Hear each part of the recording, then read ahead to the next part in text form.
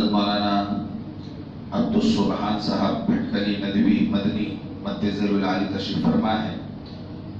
مولانا کا تعلق بھٹکل کرناٹک سے ہے اور رائے بریلی میں مدرسہ علوم وہاں کے استاد تفسیر ہیں۔ مولانا کا تفسیر قرآن کی تفسیر مولانا کا خاص موضوع ہے، اور مدینہ منورہ میں کہ وہاں پر یونیورسٹی میں مولانا نے غالباً تخصص تفسیر بھی کیا تھا۔ یہ مولانا ہماری دعوت پر کلکتہ تشریف لائے، اپنا قیمتی وقت نکالا اور ایک لمبا سفر کیا یہاں، اور آپ کے محلے میں بھی حاضری ہوئی۔ تو انشاءاللہ بہت ہی مفید اور قیمتی باتیں آپ کے سامنے آئیں گی۔ ہم بہت ہی ادب سے مولانا سے درخواست کرتے ہیں حضرت مولانا اپنے کلمات عالیہ سے ہم سب کو مستفید فرمائیں۔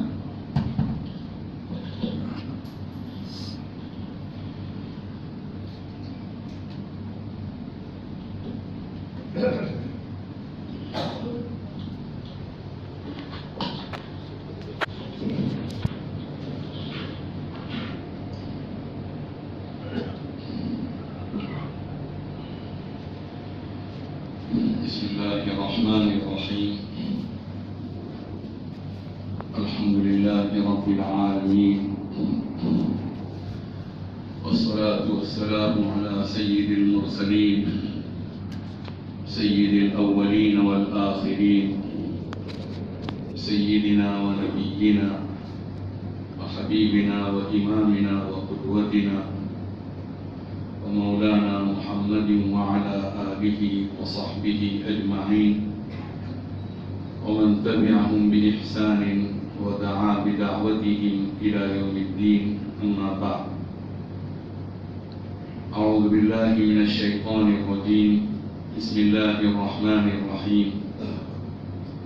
تبارك الذي بيده الملك وهو على كل شيء قدير، الذي خلق الموت والحياة ليبلوكم أيكم أحسن عملا وهو العزيز الغفور.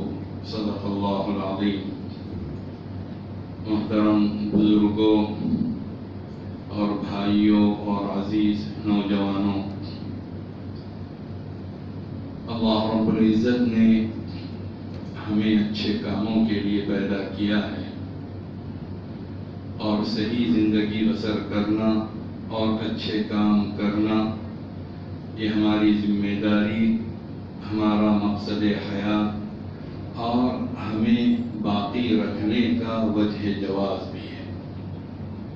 اگر ہماری طرف سے اچھے کام نہیں ہوں گے تو اس کا مطلب یہ ہوگا کہ ہم اپنے مقصد کو پورا نہیں کر رہے ہیں، اور اس کا مطلب یہ بھی ہوگا کہ ہمیں باقی رکھنے کا کوئی مصرف بھی نہیں ہے۔ اللہ رب العزت سب کا ولی ہے، سب کا پالنہار ہے، سب کا رکھوالا ہے، سب کے کام بنانے والا ہے۔ لیکن اللہ تعالیٰ نے اپنی ولایت، جسے ولایت خاصہ کہتے ہیں، یعنی اللہ کا خاص قرب جس کے ذریعے سے نصیب ہوتا ہے، وہ اللہ تعالیٰ نے اہل ایمان کے لیے خاص کر رکھا ہے۔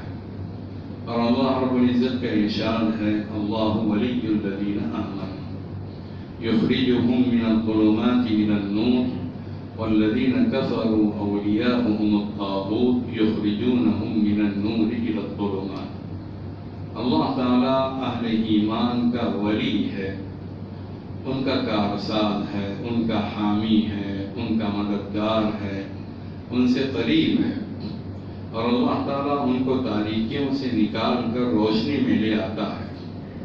اور جو لوگ خدا کے منکر ہیں، خدا کے باغی ہیں، ان کے ولی طاغوت ہیں، شیطان ہیں، سرکش طاقتیں ہیں، وہ غلط راستے پر پڑتے ہیں، اور وہ سرکش طاقتیں، وہ شیطان اور وہ غلط سلط طریقے ان کو روشنی سے نکال کر تاریکی کی طرف لے جاتے ہیں۔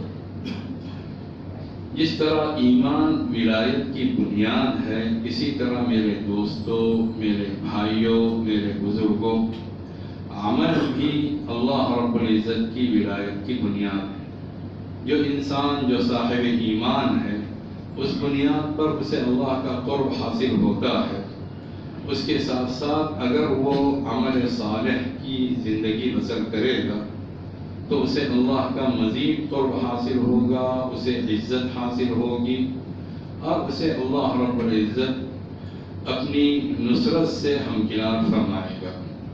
قرآن کریم میں اللہ تعالیٰ نے اس پر بھی روشنی ڈالی ہے اور یہ بات ارشاد فرمائی ہے وَهَذَا صِرَاطُ رَبِّكَ مُسْتَقِيمًا کہ یہ آپ کے رب کا راستہ ہے، نہایت درست راستہ ہے. قَدْ فَصَّلْنَا الْآيَاتِ لِقَوْمٍ يَذَّكَّرُونَ ہم نے اپنی آیات ان لوگوں کے لیے کھول دی ہیں جو غور کرتے ہیں، سبق حاصل کرتے ہیں، نصیحت حاصل کرتے ہیں. لَهُمْ دَارُ السَّلَامِ عِنْدَ رَبِّهِمْ اور ان کے لیے سلامتی کا گھرانہ ہے، ان کے رب کے پاس سلامتی کا گھرانہ اللہ کی جنت ہے. اللہ یدعو الی دار السلام اور سلامتی کا گھرانہ اللہ کا دین ہے دنیا کے لحاظ سے. وَهُوَ وَلِيُّهُمْ بِمَا كَانُوا يَعْمَلُونَ اور اللہ تعالیٰ ان لوگوں کا ولی ہے، کارساز ہے، ان کے ان کاموں کی وجہ سے با کو اگر سببیہ قرار دیا جائے جو کام وہ کیا کرتے تھے. تو اللہ کی ولایت حاصل ہوتی ہے ایمان کی بنیاد پر اور اللہ کی ولایت حاصل ہوتی ہے عمل صالح کی بنیاد پر. اللہ تعالیٰ نے جو زندگی پیدا کی ہے اور اللہ نے موت اور حیات کا جو سلسلہ جاری رکھا ہے اس دنیا کے اندر، یہ ہماری دکانوں کے لیے، ہمارے مکانوں کے لیے، ہمارے بینک بیلنس کے لیے، ہماری تجارتوں کے لیے، ہماری سیاست کے لیے نہیں ہے. اللہ تعالیٰ نے یہ جو موت و حیات کا فلسفہ جاری فرمایا ہے وہ اس وجہ سے کہ ہم میں کون عمل کے لحاظ سے کتنا فائق ہے، کتنا اچھا ہے. یہ اللہ تعالیٰ نے ہمارا مقصد متعین فرمایا ہے.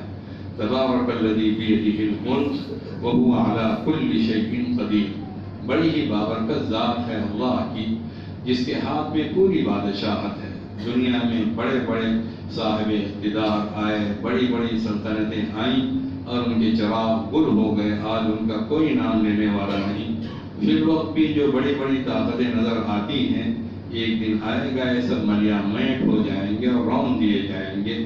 بادشاہت اللہ کی ہے، طاقت اللہ کی ہے، قدرت اللہ کی ہے، رفعت اللہ کی ہے، بلندی اللہ کی ہے، فیصلے اللہ کے ہیں.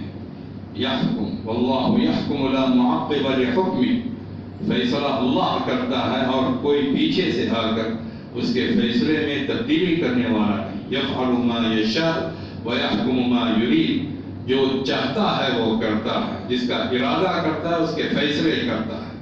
یہ اللہ کی طاقت ہے. للہ ما فی السماوات و ما فی الارض جو آسمانوں میں ہے وہ اللہ کا، جو زمین میں ہے وہ اللہ کا. فللہ الآخرۃ والأولی آخرت اللہ کی، دنیا اللہ کی. ان علینا للہدی وان لنا للآخرۃ والأولی ہدایت ہمارے ذمے ہے، آخرت اور دنیا ہماری ہے. آسمان اور زمین اللہ کے ہیں، ہر چیز اللہ کی ہے. وَلَهُ كُلُّ شَيْءٍ كُلٌّ لَهُ قَانِتُونَ سب کے سب اللہ کے سامنے جھکے ہوئے ہیں، ہر چیز اللہ کی ہے. تو اصل طاقت اللہ کی، اصل اقتدار اللہ کا ہے. وہ طاقت والا، وہ اقتدار والا، وہ قوت والا، وہ رفعت والا جو ذی المعارج ہے، جو رفیع الدرجات ہے، اس نے کیا بات ارشاد فرمائی وَهُوَ عَلَى كُلِّ شَيْءٍ قَدِيرٌ اور وہ ہر چیز پر پورے طور پر قادر ہے. وہ چاہے تو منٹوں میں اور سیکنڈوں میں مکھی اور مچھروں کی طرح ان طاقتوروں کو مسل کر رکھ دیں جو اللہ کے مقابلے میں سر اٹھاتے ہیں یا اٹھانے کی کوشش کرتے ہیں. اس اللہ نے ہم انسانوں کی پیدائش کا جو مقصد بیان فرمایا ہے، جب تک اس مقصد کو ہم اختیار نہیں کریں گے، چاہے لاکھ ہم دعوے کریں، چاہے لاکھ ہم کر و فر کے ساتھ رہنے کی کوشش کریں، لاکھ ہم زندگی کے فلسفے کو سلجھانے کی کوشش کریں، ہم ایک انچ بھی آگے بڑھ نہیں سکتے. الذی خلق الموت والحیاۃ جس نے موت کو پیدا کیا، جس نے زندگی کو پیدا کیا. کیوں پیدا کیا؟ لیبلوکم ایکم احسن عملا تاکہ اے انسانوں تمہارا وہ امتحان لے، تمہیں جانچے اور تمہیں پرکھے کہ کام کرنے کے لحاظ سے کون سب سے بہتر ہے۔ گویا اللہ تعالیٰ نے ہمیں بہتر بننے ہی کے لیے پیدا نہیں کیا، بلکہ سب سے بہتر بننے کے لیے پیدا کیا۔ آگے بڑھنا، ترقی کرنا، یہ ہماری ذمہ داری، اور ترقی سے مراد کیا ہے؟ ہمیں کون سے کام کرنے ہیں، کون سے ایسے کام ہیں جن کی بنیادوں پر ہماری وجود کے لیے اللہ تعالیٰ نے بقا کو لکھ دیا ہے، اس پر غور کرنے کی ضرورت ہے۔ اس ملک کے اندر اگر ہم یہ چاہتے ہیں کہ مؤثر بنے، اگر ہم یہ چاہتے ہیں کہ فعال بنے، اگر ہم یہ چاہتے ہیں کہ دوسروں پر اثر انداز ہو، اگر ہم یہ چاہتے ہیں کہ عزت کی زندگی بسر کریں، تو سب سے پہلے ہم یہ جان لیں کہ ساری عزتیں اللہ کی ہیں۔ من کان یرید العزہ فللہ العزۃ جمیعا، جو بھی عزت کا طلبگار ہے وہ اچھی طرح سے سن لیں کہ ساری عزتیں اللہ کی، اور اس اللہ رب العزت نے وہ عزت اتاری اپنے رسول صلی اللہ علیہ وسلم پر، اور آپ صلی اللہ علیہ وسلم کے ذریعے سے اہل ایمان تک وہ عزت پہنچی۔ وَلِلَّهِ الْعِزَّةُ وَلِرَسُولِهِ وَلِلْمُؤْمِنِينَ وَلَكِنَّ الْمُنَافِقِينَ لَا يَعْلَمُونَ۔ عزت اللہ کی ہے، عزت اللہ کے رسول کی ہے، اور عزت اہل ایمان کی ہے، منافقین جانتے نہیں۔ اور منافقین کی صفات اللہ نے جو بیان فرمائی، اس میں ایک صفت اللہ نے یہ بھی بیان فرمائی، بشر المنافقین بأن لهم عذابا علیما، کہ منافقین کو آپ یہ خبر دیجئے کہ ان کے لیے دردناک عذاب ہے۔ ان کے بہت ساری بدعمالیاں ہیں جو قرآن کریم نے جا بجا بیان کی ہیں۔ ایک بدعملی اللہ نے یہ بیان فرمائی، ایک بد فکری سمجھ لیں، الذین یتخذون الکافرین اولیاء من دون المؤمنین ایبتغون عندهم العزہ فإن العزۃ للہ جمیعا۔ منافقین وہ ہیں جو اہل ایمان کو چھوڑ کر کافروں سے دوستی رچاتے ہیں، ان کو اپنا ولی بناتے ہیں، ان کو اپنا دوست بناتے ہیں، ان کو اپنا گہرے تعلق والا بناتے ہیں۔ گویا ان کی کسی ادا کو پسند کرنا، ان کے کسی فیشن کو اختیار کرنا، ان کے طور طریق میں اپنے لیے عزت سمجھنا، یہ نہایت غلیظ قسم کی ذلت ہے جو ایک ترقی یافتہ شکل میں آتی ہے، اور انسان اسے عزت سمجھ کر حاصل کرتا ہے، اور اللہ کے نزدیک بد سے بدترین ذلیل قرار دیا جاتا ہے۔ اللہ نے خود یہ بات ارشاد فرمائی کہ ان کے پاس جا کر یہ لوگ جو مرتے ہیں، ایبتغون عندهم العزہ، کیا ان کے پاس جا کر عزت چاہتے ہیں؟ وہ یہ جان لیں فإن العزۃ للہ جمیعا، ساری کی ساری عزتیں اللہ رب العزت کی ہیں۔ وہ رب العزہ ہے، دعا میں ہم جو آخری دعا کرتے ہیں سبحان ربک رب العزہ، پاک ہے آپ کے رب کی ذات جو عزتوں کا مالک، وہ رب العزہ، اس اللہ سے انسان عزت حاصل کرے۔ اور اس کے لیے اللہ نے طریقہ کیا بیان فرمایا، الیہ یصعد الکلم الطیب والعمل الصالح یرفعہ، اسی کے پاس صاف ستھری باتیں چڑھتی ہیں اور عمل صالح اس کو اور بلند کرتا ہے۔ اچھے بول بولنا، اچھے کام کرنا، اچھائیوں کی طرف آگے بڑھنا، یہ ہماری ذمہ داری ہے۔ لیبلوکم ایکم احسن عملا، اور انہیں اچھائیوں کی طرف بڑھنے کا حکم ہمیں دیا گیا ہے۔ سارعوا الی مغفرۃ من ربکم وجنہ، جلدی کرو اللہ کی مغفرت پانے کے لیے اور اللہ کی جنت کو حاصل کرنے کے لیے۔ سابقوا الی مغفرۃ من ربکم وجنہ، سبقت کرو، آگے رہنے کی کوشش کرو اللہ کی مغفرت پانے کے لیے اور اللہ کی جنت کو حاصل کرنے کے لیے۔ وہو العزیز الغفور، اللہ تعالیٰ عزت والا ہے، وہ مغفرت فرمانے والا ہے۔ کسی سے کوئی غلطی ہو جائے وہ اللہ سے معافی چاہے۔ ہمیں یہاں اگر عزت حاصل کرنی ہے تو بنیادی طور پر چند کاموں کا ہم فیصلہ کر لیں، اور اس فیصلے کی جتنی بڑی قیمت ہمیں دینی پڑ جائے اس کو دینے کے لیے تیار رہیں۔ ہمارا پہلا فیصلہ یہ ہونا چاہیے کہ ہم اپنے دین پر قائم رہیں گے، ہم اپنے دین پر جئیں گے، ہم اپنے دین پر مریں گے۔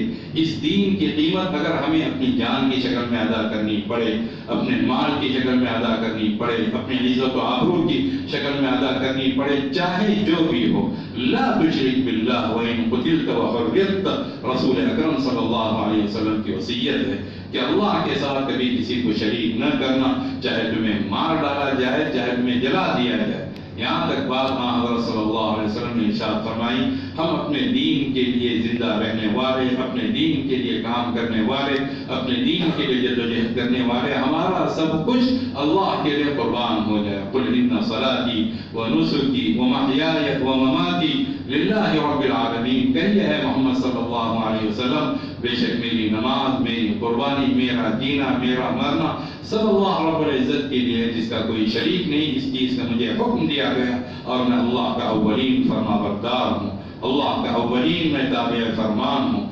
اس پر انسان قسم کھا لے، اور اللہ تعالیٰ نے تاکید کے ساتھ یہ بات ارشاد فرمائی، یا ایھا الذین آمنوا اتقوا اللہ حق تقاتہ ولا تموتن الا وانتم مسلمون، اے لوگو جو ایمان لائے ہو اللہ سے ڈرو جس طرح اللہ سے ڈرنے کا حق ہے، اور یہ یاد رکھو کہ تم ہرگز نہ مرنا۔ یہاں حضرات علماء کرام موجود ہیں، وہ بتائیں گے کہ یہ صیغہ جو اللہ تعالیٰ نے استعمال فرمایا، ہرگز نہ مرنا مگر اس حال میں کہ تمہاری گردن اللہ کے سامنے جھکی ہوئی ہو۔ گویا اشارات ہیں اللہ کی طرف سے، حالات چاہے جس طرح کے بھی آ جائیں، حالات چاہیں جیسے بھی آ جائیں، لیکن ہمارا ایمان صحیح سلامت رہنا چاہیے، ہمارے اخلاق صحیح سلامت رہنے چاہیے، ہمارا اسلام صحیح سلامت رہنا چاہیے۔ اس پر انسان قسم کھا لے اور روزانہ عہد کرتا رہے۔ ایمان والوں کو اس کا حکم دیا گیا ہے وہ اپنے ایمان کی تجدید کرتے رہیں اور اپنے ایمان پر ثابت قدم رہنے کا عزم کرتے رہیں۔ یا ایھا الذین آمنوا آمنوا باللہ ورسولہ، اے لوگوں جو ایمان لائے ہو واقعی اللہ پر ایمان رکھو اور اس کے رسول پر ایمان رکھو، اس کی کتابوں پر ایمان رکھو، اور اللہ تعالیٰ نے جو چیزیں اتاری ہیں اس پر ایمان رکھو، جو سابقہ کتابیں اتاری ہیں ان پر ایمان رکھو۔ وہ ایمان پر جمنا اور اس کا عزم رکھنا یہ بھی شرعاً واجب ہے۔ ایک تو یہ فیصلہ کر لیں، اور دوسرا یہ فیصلہ کر لیں کہ ہم اپنے دین کو، اپنے ایمان کو اپنی نسلوں تک پہنچا دیں گے، اپنی نسلوں تک ہم پہنچائیں گے۔ ہمارے آبا و اجداد مسلمان تھے، ان کے ذریعے سے دین ہم تک پہنچا، یہ ہم سب کی ذمہ داری ہے۔ اس کی جتنی بڑی قیمت ہمیں دینی پڑ جائے ہم دیں گے، لیکن اس امانت کو، اس دولت کو، اس نعمت کو، اس نعمت عظمیٰ کو، اس رفعت کو، اس بلندی کو ہم اپنی اولاد تک پہنچا دیں گے، تاکہ وہ اپنی اولاد تک پہنچا دیں، اور قیامت تک ایمان کا ایک نورانی سلسلہ یہ جاری رہے۔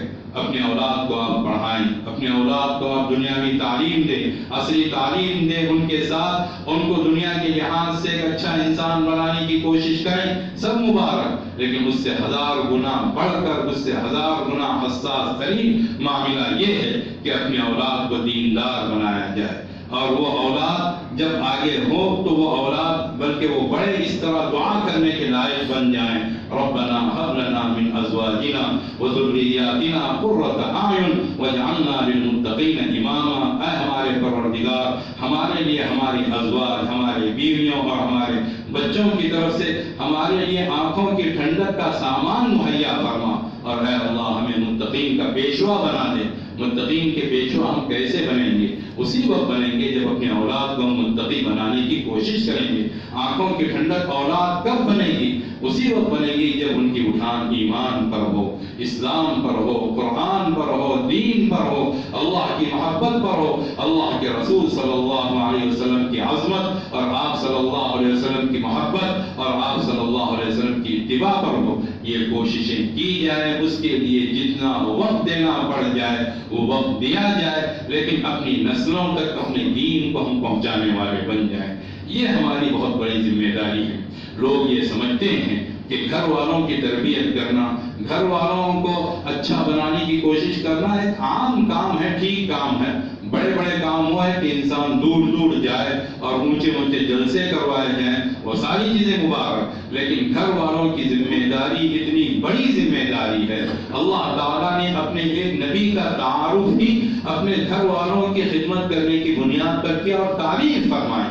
واذکر فی الکتاب اسماعیل انہ کان صادق الوعد وکان رسولا نبیا۔ اس کتاب میں اسماعیل کا تذکرہ پڑھ کر سنائیے اے محمد صلی اللہ علیہ وسلم، بے شک وہ وعدے کے سچے تھے اور اللہ کے رسول تھے اور اللہ کے نبی تھے، اور وہ کام کیا کرتے تھے؟ وَكَانَ يَأْمُرُ أَهْلَهُ بِالصَّلَاةِ وَالزَّكَاةِ وَكَانَ يَأْمُرُ أَهْلَهُ بِالصَّلَاةِ وَالزَّكَاةِ۔ وَكَانَ عِنْدَ رَبِّهِ مَرْضِيًّا، وہ اپنے گھر والوں کو نمازوں کا حکم دیتے تھے، زکوٰۃ کی تلقین کیا کرتے تھے. وہ اللہ کے بڑے پیارے بندے تھے، بڑے پسندیدہ بندے تھے، اللہ کے بڑے محبوب بندے تھے. خود حضور اکرم صلی اللہ علیہ وسلم کو حکم دیا اللہ تعالیٰ نے وَأْمُرْ أَهْلَكَ بِالصَّلَاةِ وَاصْطَبِرْ عَلَيْهَا، اپنے گھر والوں کو نمازوں کا حکم دیا کریں اور خود بھی اس پر ڈٹے رہیے. لَا نَسْأَلُكَ رِزْقًا، ہم آپ سے کسی رزق کے طلبگار نہیں ہیں. آدمی یہ سوچتا ہے کہ بچے کو اگر دیندار بنایا جائے تو آئندہ دنیا کیا کمائے گا، دنیا تو خود بخود روندی روندی آئے گی، لیکن دینی بنیادوں پر اٹھائی جائے. وَكَانَ وَأْمُرْ أَهْلَكَ بِالصَّلَاةِ وَاصْطَبِرْ عَلَيْهَا لَا نَسْأَلُكَ رِزْقًا نَحْنُ نَرْزُقُكَ، ہم آپ کو رزق دیتے ہیں. وَالْعَاقِبَةُ لِلتَّقْوَىٰ، اور حقیقی انجام، سچا انجام تو تقوی کا ہے، اہل تقوی کا ہے، متقین کا ہے. یہ ہماری دوسری بہت بڑی ذمہ داری ہے. ہماری تیسری بہت بڑی ذمہ داری یہ ہے، جن برادران وطن کے ساتھ ہم رہتے ہیں، جن ہمارے جو ہندو بھائی ہوں یا کرسچن بھائی ہوں، کوئی بھی ہوں، ان کے ساتھ ہم اخلاق کا معاملہ کریں، ان کے ساتھ ہم دعوت کا معاملہ کریں. اچھے اخلاق اور اچھی دعوت، ان تک دین کو پہنچانے کی کوشش کریں. اور دین کو پہنچانے کے لیے سب سے مؤثر ذریعہ اچھے اخلاق ہیں. آپ حضرات میں سے بعضوں کو شاید معلوم نہ ہو، حضور اکرم صلی اللہ علیہ وسلم پر نبوت نازل کرنے سے پہلے اللہ تعالیٰ نے اخلاق نبوت نازل فرمائے تھے. آپ صلی اللہ علیہ وسلم پر علوم نبوت نازل کرنے سے پہلے اللہ تعالیٰ نے اخلاق نبوت نازل فرمائے. اور حضرت خدیجہ رضی اللہ تعالیٰ عنہا نے انہی اخلاق کا حوالہ دے کر یہ بات فرمائی تھی کہ اللہ آپ کو کبھی ضائع نہیں کرے گا. آپ صلی اللہ علیہ وسلم جب نبی بنائے گئے، اپنے گھر تشریف لائے، آپ صلی اللہ علیہ وسلم نے ارشاد فرمایا کہ مجھے چادر اڑاؤ، میں گھبراہٹ محسوس کرتا ہوں. تو پھر حضرت خدیجہ رضی اللہ تعالیٰ عنہ، آپ کی وفادار اور آپ کے افضل ترین اہلیہ زوج مطہرہ، انہوں نے جو باتیں کہیں ان باتوں کو ذہن نشین کیجیے گا. کلا واللہ، ہرگز نہیں. لا یخزیک اللہ ابدا، اللہ آپ کو ضائع نہیں کرے گا، اللہ آپ کو مبتلا غم نہیں کرے گا. کیوں نہیں کرے گا؟ انک لتصل الرحم، آپ صلہ رحمی کرتے ہیں، رشتوں کو جوڑتے ہیں. وتقری الضیف، آپ مہمان نوازی کرتے ہیں. وتحمل الکل، آپ دوسروں کا بوجھ اٹھاتے ہیں. وتکسب المعدوم، آپ کوئی کمائی سے محروم ہے اسے کمائی فراہم کرتے ہیں. اور آپ کو تعین علی نوائب الحق، جو مصیبت کے مارے ہیں ان کی مصیبتوں میں آپ ان کی مدد کرتے ہیں، مصیبتیں دور کرنے کی کوشش کرتے ہیں. یہ انسانیت نوازی کی جو اوصاف ہیں، یہ اللہ تعالیٰ نے حضرت صلی اللہ علیہ وسلم کو بچپن سے عطا فرمائی تھی، اور اسی پر آپ صلی اللہ علیہ وسلم پروان چڑھے. اخلاق نبوت کو اختیار کیا جائے گا تو دعوت نبوت کو عام کرنا آسان ہوگا، تعلیمات نبوت کو عام کرنا آسان ہوگا. ہم بہتر اخلاق برتیں، اور بہتر اخلاق کسی کو دکھانے کے لیے نہیں. اگر دکھانا ہو تو اللہ رب العزت کو انسان دکھائے، اللہ کو دکھانے کے لیے کام کرے. یہ کام بھی ہماری ایک ذمہ داری ہے. ہم اپنی تجارتوں میں مسلمان ہوں، ہم اپنی بات چیت میں مسلمان ہوں، ہم اپنے وعدوں میں مسلمان ہوں، ہم اپنے کاموں میں مسلمان ہوں، ہم کسی کی مدد کرنے میں مسلمان ہوں. اسلام وہ ایک فرق پیدا کرے انسان اور انسان میں. ایک انسان اسلام کا حامل ہے، ایک انسان اسلام کا حامل نہیں ہے. کچھ نہ کچھ فرق نظر آنا چاہیے. ہم اس فرق کو نمایاں کرنے والے بنیں. ہمارے اخلاق بہتر، ہمارے افعال بہتر، ہمارے افکار بہتر، ہم لوگوں کے کام آنے والے.